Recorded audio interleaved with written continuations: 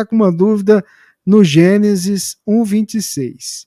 E diz assim, ó, e Eita, disse Deus, façamos ao passamos o homem homem a nossa conforme a imagem. nossa imagem e semelhante. Por favor, Jorge, agradeceria se me aclareasse. Se Deus não tem forma humana, como é possível isso, Jorge? Essa é a boa questão. É que você está lendo o texto daqui para lá. Você tem que ler o texto de lá para cá. Se é para fazer o homem à sua imagem e semelhança, quem estava criado era o homem ou era Deus? Quem existia era Deus, não era o homem.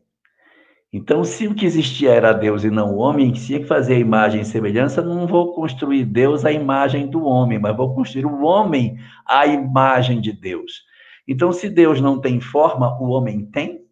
Então, logicamente, nós somos feitos à imagem e semelhança de Deus, no sentido de que nós não temos forma, nós não temos da verdade na nossa essência forma alguma, porque, como diz o livro dos Espíritos, o Espírito não tem forma.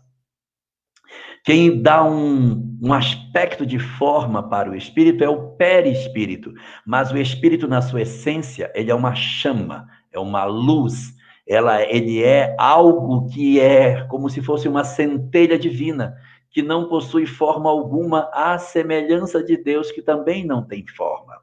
O corpo que a gente está vestindo hoje não é, na verdade, a nossa expressão verdadeira, é uma representação do que somos, porque nós, em realidade, não somos o corpo. Nós não somos um corpo que temos espírito. Nós somos um espírito imortal, ocupando temporariamente um corpo de carne pelo qual a gente se manifesta. Quando vier a morte, a gente se desprende dele e volta a ser espírito. E a forma que eu tenho? A forma é do perispírito, uma energia que envolve o espírito. Mas o espírito, na sua essência, como está colocado no Livro dos Espíritos, nas suas primeiras questões, aonde ele aparece com letra minúscula e em itálico, não é o espírito como ser, é o espírito como essência, é o espírito como elemento da criação, a chama divina.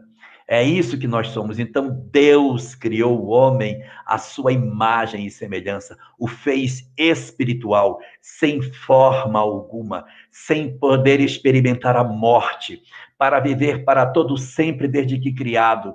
É por isso que nós somos a imagem dele. E o que é mais belo de tudo, é uma imagem que vai se purificando ao longo do tempo, como se nós fôssemos uma imagem de um lago revolto, porque as nossas agitações balançam a água do lago e a gente não reflete de maneira efetiva.